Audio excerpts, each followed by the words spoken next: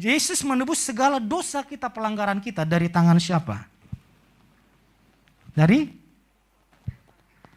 tangan iblis. Angkat tangan. Dari tangan Tuhan, angkat tangan. Gak ada yang angkat tangan. Takut salah ya.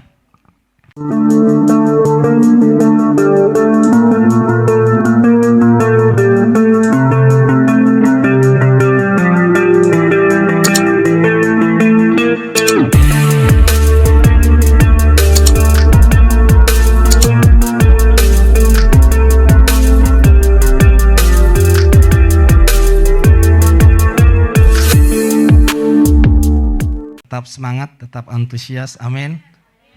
Karena kita percaya kebaikan Tuhan hari demi hari semakin nyata kita nikmati dalam hidup kita. Ada seorang anak ini keturunan dari raja, kakeknya adalah seorang raja. Tapi karena peperangan yang dialami oleh negara itu, peperangan demi peperangan, sehingga kakeknya yang raja ini meninggal di medan peperangan dan ayahnya juga meninggal di sana, sehingga dia menjadi yatim piatu, seorang diri. Singkat cerita, raja pun diganti dengan keluarga yang lain, bukan dari keluarga daripada si anak ini. Suatu saat raja ini mencari keturunan dari raja yang sudah meninggal ini. Dan ketemulah dengan anak ini. Setelah ketemu, raja berkata, semua yang kakekmu miliki, papamu miliki, semua harta milik kepunyaan dari kakekmu akan dikembalikan kepadamu. Bahkan mulai hari ini dan seterusnya, engkau boleh makan sehidangan dengan raja. Tapi saya kaget membaca cerita ini di mana anak ini berkata, kenapa Tuanku Raja begitu bermurah hati kepada saya? Saya ini adalah anjing yang mati. Saya ini adalah anjing yang mati. Anjing masih ada gunanya ya, menjaga tuannya, masih bisa dipakai, masih bisa berguna. Tapi kalau anjing yang mati, cuma satu manfaatnya, dirica-rica. Ada apa yang terjadi? Dia kehilangan identitas. Karena memang begitu beratnya tekanan, persoalan yang dia alami. Sehingga dia melupakan identitasnya itu adalah keturunan daripada raja. Dia mulai memakai identitasnya, identitas anjing yang sudah mati. Dia adalah Mephiboset, cucu dari Raja Saul, anak dari Yonatan. Raja yang terpilih itu yang memberikan belas kasihan itu adalah Raja Daud. Oleh sebab itu hari ini sangat penting sekali kita memahami identitas kita di dalam Kristus. Karena identitas itu akan membuat kita, cara berpikir kita berubah. Setelah cara berpikir kita berubah, emosinya berubah. Dan perilakunya berubah. Dan akan mempengaruhi prestasi. Cara berpikirnya Mephiboset ini adalah, saya ini anjing yang mati. Ya perilakunya seperti anjing yang mati dan tidak ada prestasinya karena sudah punya konsep bahwa dia adalah keturunan binatang. Oleh sebab itu, berhati-hati saudara, jangan biarkan orang lain menilai saudara. Orang lain memberikan identitas kepada saudara. Apakah itu masyarakat yang memberikan identitas atau menilai saudara? Apakah itu lingkungan? Mungkin orang tua yang sering berkata, sudahlah nak, jangan terlalu mimpi besar, kita ini orang miskin. Kita ini gak punya apa-apa. Sudahlah, jangan berpikir sukses. Jangan berpikir berhasil. Apa yang ada itulah hidupmu. Apakah itu yang terus ditanamkan sehingga setelah saudara besar, kita selalu berkata, saya ini orang miskin, tidak mungkin sukses. Atau mungkin saudara sendiri yang menilai itu. Siapa yang dapat menilai saudara? Siapa yang dapat menilai kita? Apakah masyarakat? Bukan. Lingkungan? Bukan. Orang tua? Bukan. Saudara? Bukan. Siapa yang pantas menilai kita? Siapa yang pantas memberikan identitas itu kepada saudara dan saya? Yang pantas adalah Tuhan. Tuhan berkata, marilah kita menciptakan manusia serupa dengan gambarnya, citranya Tuhan. Tujuannya adalah waktu Tuhan melihat saudara, Tuhan sedang melihat dirinya sendiri. Tujuan Tuhan menciptakan saudara segambar dengan Tuhan adalah waktu dia melihat jemaat IAS Jakarta yang sedang berdiri, yang sedang beribadah ini, Tuhan sedang melihat dirinya. Seperti saya melihat anak saya. Saya sedang melihat, itu adalah saya. Kalau dia main-main ke rumah kakeknya gitu, kalau umpamanya agak nakal atau agak aktif, pasti orang tua atau kakeknya ngomong gini, nenggolan. Nenggolan, yang dilihat adalah sayanya di situ.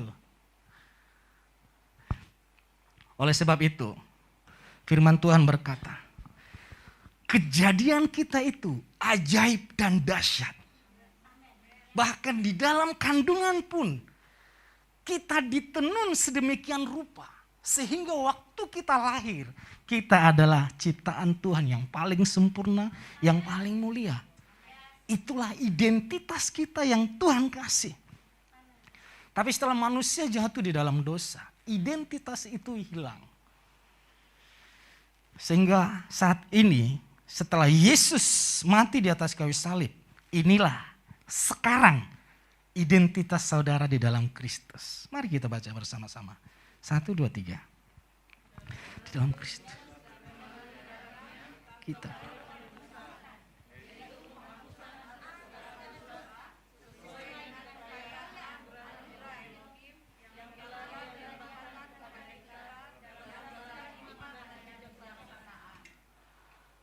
Yaitu penghapusan atas segala dosa. Jadi status kita di dalam Kristus sekarang adalah orang kudus. Karena apa? Karena dalam Kristus kita kudus bukan karena apa yang kita lakukan. Bukan karena apa yang kita lakukan. Tapi karena apa yang Yesus lakukan bagi hidup kita. Yesus Kristus kudus, katakan amin. Sehingga kita yang ada di dalam Kristus termasuk kudus. Jadi kita bukan lagi mengejar kekudusan. Agama berkata kejarlah kekudusan. Kejarlah Tuhan. Sampai saya pernah membaca buku Pemburu Tuhan. Kekudusan itu bukan di sana. Tuhan itu bukan di sana. Sehingga saudara harus mengejar Tuhan. Roh Kudus ada di sini. Kekudus ada di sini. Kekudusan itu ada di sini. Karena kita in Christ. Di dalam Kristus. Dikatakan firman yang tadi bahwa segala dosa kita telah ditebus. Jadi berbicara pengorbanan Yesus, kebangkitan Yesus itu tidak ada lagi berbicara tentang dosa. Saya mau bertanya kepada saudara, Yesus menebus kita. Yesus menebus segala dosa kita, pelanggaran kita dari tangan siapa? Dari tangan iblis. Angkat tangan. Dari tangan Tuhan, angkat tangan. Gak ada yang angkat tangan. Takut salah ya. Tuhan, Yesus menebus kita bukan dari tangan iblis. Jiko, kemari. Oke, gak apa-apa. Gak mempengaruhi kekudusan itu. Kan ada orang kan kalau di mimbar itu gak boleh pakai sepatu. Nanti gak kudus. Oke. Anggaplah saya ini, Pak Erwin boleh berdiri. Anggaplah saya ini penjahat. Penjahat kelas kakap lah. Pak Erwin ini adalah pemerintah. Lalu saya ajak anak ini untuk mengikuti saya berbuat jahat. Oke, sehingga kami sama-sama jahat. Yang menjadi pertanyaannya, waktu ditangkap anak ini dihukum, yang menghukum siapa? Apakah saya atau pemerintah yang di depan? Hah? Bukan saya menghukum, justru saya mengajak anak ini supaya sama-sama dihukum. Justru bapak ini yang berada di dalam pemerintahan dan dia sebagai bapaknya sendiri akan menebus anaknya dari siapa? Dari saya? Bukan, orang dia bersalah kepada pemerintah. Pak Erwin harus menebus anak ini kepada pemerintah. Bukan kepada iblis. Oke, silakan. Tuhan Yesus menebus kita bukan dari tangan iblis.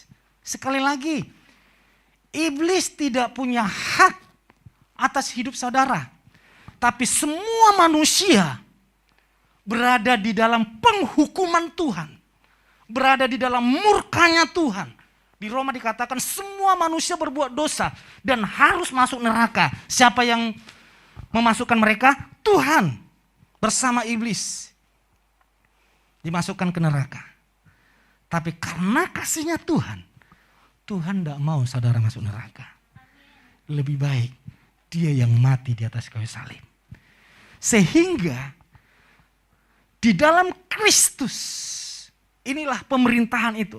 Pemerintahan Kristus. Segala dosa saudara, Yesus sudah memperdamaikan kita dengan Tuhan. Sehingga tidak ada lagi penghukuman dari pihak Tuhan. Ingat, Yesus menebus kita dari pemerintahan surga. Bukan pemerintahan dunia. Bisa dipahami ya? Artinya di sini tidak ada penghukuman. Di dalam kerajaan surga, di mana Yesus sebagai pemimpinnya, tidak ada penghukuman.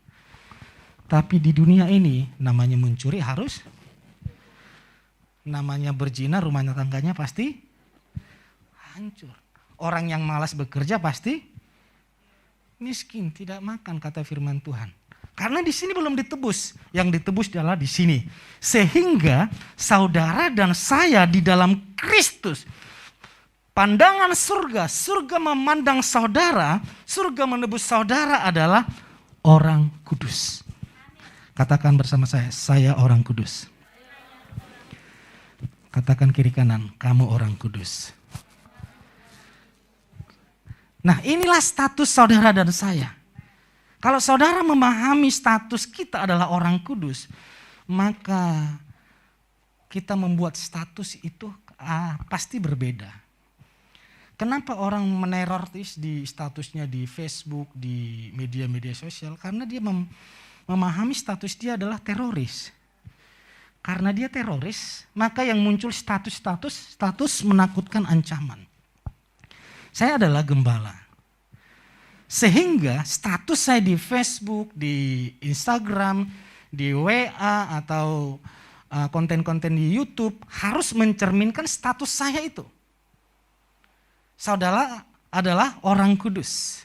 Jadi pergunakan media sosial untuk memberitahukan bahwa saudara itu orang kudus, katakan amin. Dengan beritakan kabar baik, dengan beritakan Kristus, dengan beritakan Kristus. Jangan sedikit-sedikit berkelahi atau marah buat status. Enggak cocok dengan seseorang buat status. Dagangannya bertengkar buat status. Apa-apa buat status. Status saudara itu adalah orang kudus. Katakan amin. Yang terakhir. Langsung semangat. Mari kita baca bersama-sama. 1, 2, 3.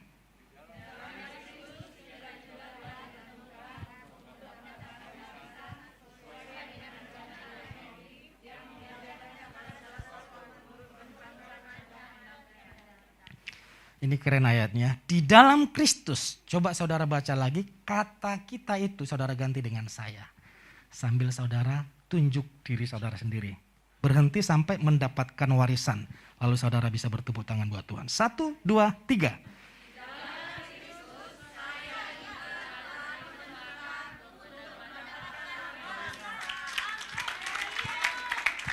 Saudara belum semangat, belum yakin ayat ini untuk saudara juga. Dari tepuk tangannya kelihatan. Lebih dahsyat lagi tepuk tangannya. Ulangi, di dalam Kristus saya gitu. 1, 2, 3. Di dalam Kristus saya juga telah ditentukan untuk mendapat warisan. Katakan amin. Jadi di dalam Kristus status saudara dan saya adalah ahli waris. Ahli waris, warisan diterima bukan karena usaha si anak. Tapi pemberian secara cuma-cuma oleh Bapa. Waktu Cantik masih di dalam kandungan, karena kami dari 6 bersaudara, semuanya ganteng-ganteng. Artinya gak ada yang cantik. Gak ada perempuan, laki-laki semua. Waktu saya nomor 4, waktu nomor 5 mau lahir, saya berdoa, Tuhan adik saya perempuan. Ternyata dia paling hitam semuanya. Serius paling hitam, kayak orang ke Ambon-Ambonan lah kulitnya. Ya dari kami semua. Dan rambutnya persis keriting semua. Berbeda dengan kami. Sampai saya bilang ke mama, Mak kayaknya ini anak tukar cabai nih Mak. Bisa saja dia bilang itu. Lalu anak yang ke-6 saya berdoa. Saya masih ingat doa saya sampai saya menangis padahal belum bertobat. Tuhan, saya berdoa Tuhan, saya minta adik saya perempuan Tuhan. Mama saya udah tua, udah cukup ini Tuhan melahirkan anak gitu. Sampai saya menangis, saya berdoa, tertidur menangis minta perempuan. Waktu di pagi-pagi saya masih ingat. Saya paling antusias. Datang bidannya, lahirlah anak. Saya langsung lari, kan dibungkus. Apa? Perempuan. Ting, dia gitu. Laki-laki. Jadi waktu saya tahu Cantik anak saya itu, istri saya mengandung perempuan. Wah, senangnya hati saya. Kalau orang Batak kan senangnya anak laki-laki. Kalau saya senangnya perempuan. Sehingga waktu di dalam kandungan saya berkata kepada anak saya, Nak, semua apa yang Papa miliki untukmu. Papa akan memberi yang terbaik bagimu. Apapun yang kami miliki adalah untukmu. Engkau adalah anak yang terbaik. Padahal anak ini belum melakukan apa-apa buat kami sebagai orang tua. Oe pun belum. Tapi sebagai orang tua sudah memastikan bahwa dia adalah ahli waris. Saudara dan saya dilahirkan oleh Roh Kudus. Lahir baru. Lahir baru itu terjadi pada saat kita percaya bahwa Yesus Kristus itu adalah Tuhan. Saat itulah roh kita dilahirkan kembali. Bukan tubuh kita yang lahir baru. Saudara yang belum percaya Yesus tiba-tiba percaya Yesus. Saudara yang jerawatan tiba-tiba jerawatnya hilang. Enggak. Saudara yang rambutnya keriting setelah percaya Yesus tiba-tiba rambutnya lurus untuk selamanya. Tidak. Tubuhnya tetap tapi rohnya yang berbeda. Rohnya yang memuji menyembah Yesus karena sudah dilahirkan. Semenjak kita dilahirkan maka kita adalah ahli waris itu. Katakan amin.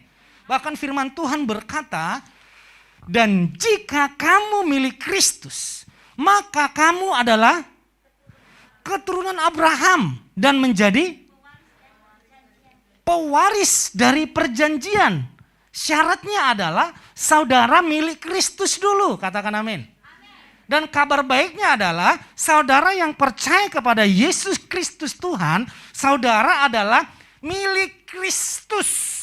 Yang artinya kita adalah pewaris perjanjian itu.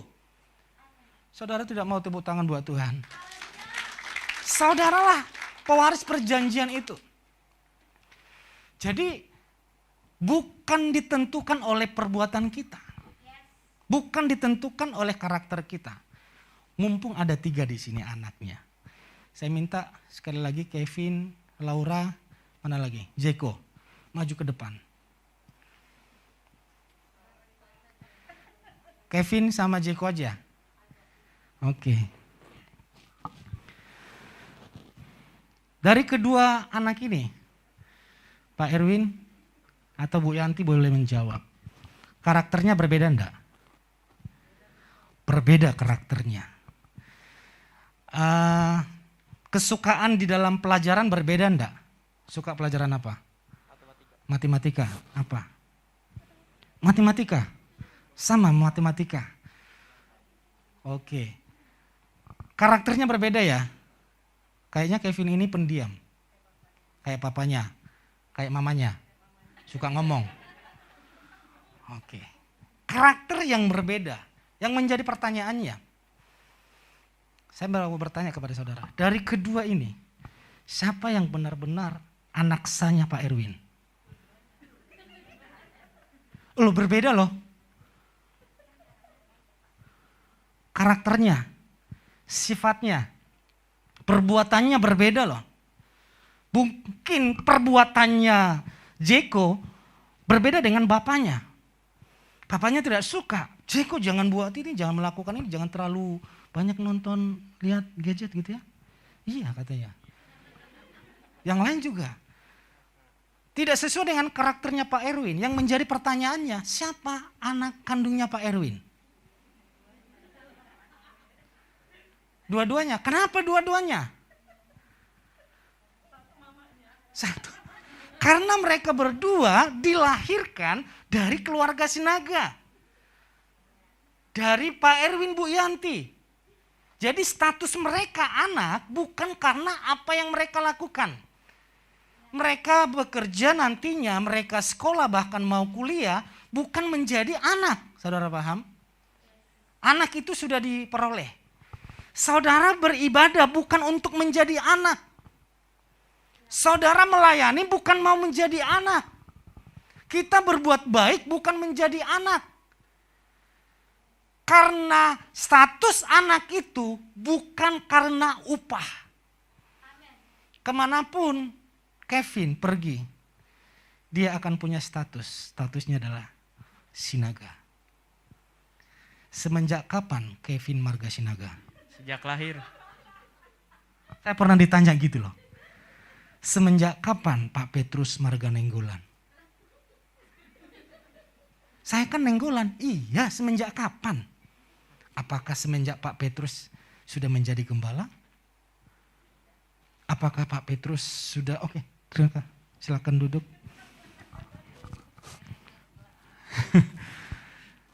Lalu saya berkata seperti Kevin, saya menjadi keluarga Nenggolan semenjak saya lahir.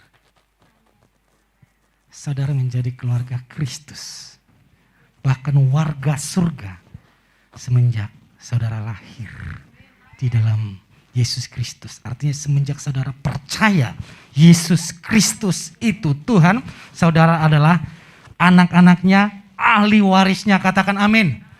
Dan status anak itu tidak bisa hilang. Saudara Allah, ini yang harus saudara pahami. Ini yang harus saudara pegang. Karena pemahaman tentang identitas ini akan membuat cara berpikir kita berubah. Pak Erwin sudah menentukan siapa ahli waris ya? Sudah ya?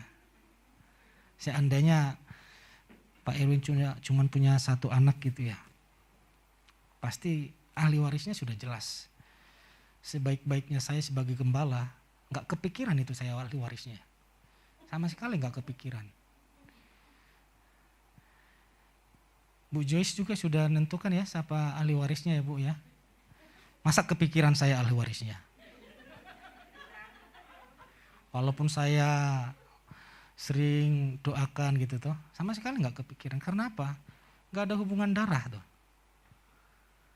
Sebaik apapun saya nggak kepikiran.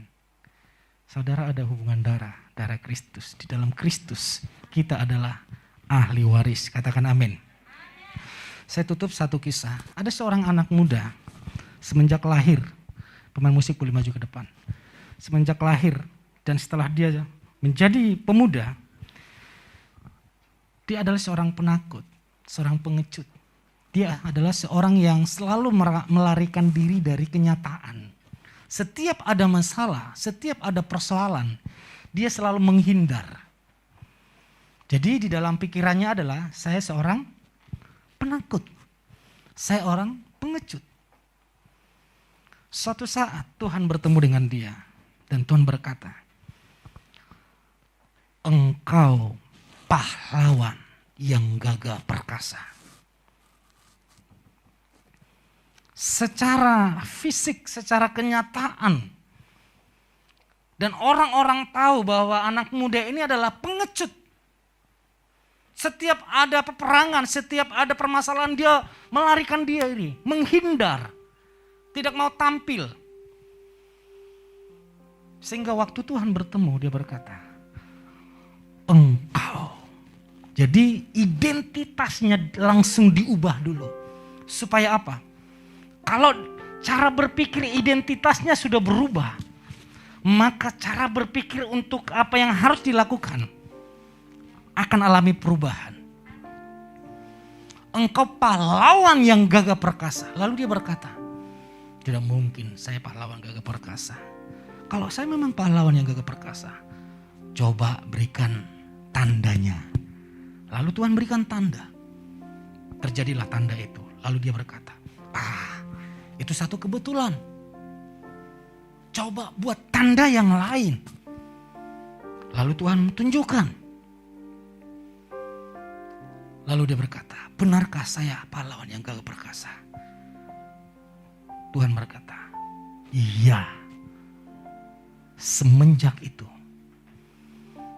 dengan seketika, dia berdiri sebagaimana seorang pahlawan. Dia membawa negaranya alami kemenangan. Dia membawa sukunya alami kemenangan. Namanya adalah Gideon.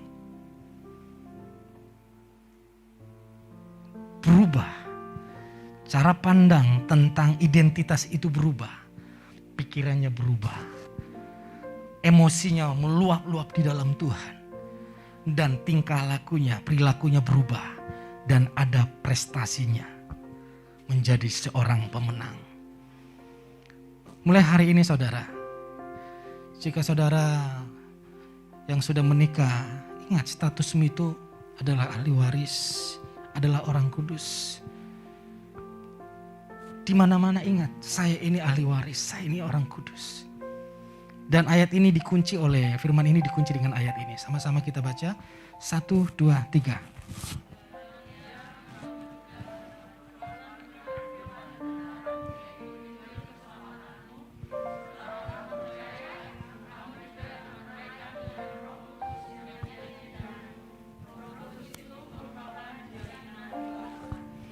Jadi identitas kita itu dimateraikan oleh Roh Kudus. Dan itu yang menjadi jaminannya. Bukan perbuatan kita yang menjadi jaminannya. Bukan apa yang kita lakukan yang menjadi jaminannya. Kalau apa yang kita lakukan menjadi jaminannya, maka seperti khotbah-khotbah yang dulu dikatakan, kejar kekudusan, karena kekudusan itu kau datang dan pergi sesuka hatimu. Ahli waris itu bisa berubah-ubah. Karena apa? Jaminannya saudara, jaminannya perbuatan kita. Perbuatan kita nggak jelas. Hari ini kita bisa semangat ibadah, hari ini kita semangat melayani. Besok-besok belum tentu. Wah, nggak semangat hari ini, berubah ahli warisnya. Bukan Ibu Yanti lagi. Ahli warisnya Indrianti aja. Berubah-ubah. Tapi dikatakan yang menjadi jaminannya dan memateraikan saudara adalah Roh Kudus. Roh Kudus yang ada dalam hidup saudara memberikan kepada saudara untuk selamanya saudara adalah orang kudus. Untuk selamanya saudara adalah ahli waris perjanjian itu. Katakan amin. Dan Roh Kudus inilah materai sebagai jaminan bahwa identitas kita adalah orang kudus pewaris janji Tuhan untuk selamanya. Roh Kudus tidak akan berubah dan Roh Kudus tidak pernah meninggalkan saudara. Berbeda dengan Roh Kudus di perjanjian lama, dia naik turun meninggalkan orang pilihan. Tapi Roh Kudus di dalam perjanjian baru, dia tidak akan pernah naik. Dia akan tinggal dalam hidup saudara sampai terjadi rapture. Kalau orang percaya sudah naik, itu bersama Roh Kudus sudah naik. Artinya masa anugerah itu sudah tidak ada lagi. Orang akan mencari kekudusan dengan perbuatannya. Tapi untuk saat ini, saudara adalah orang kudus. Katakan, saya orang kudus. Saya ahli waris. Saya orang kudus. Saya ahli waris. Berikan tepuk tangan bagi Tuhan.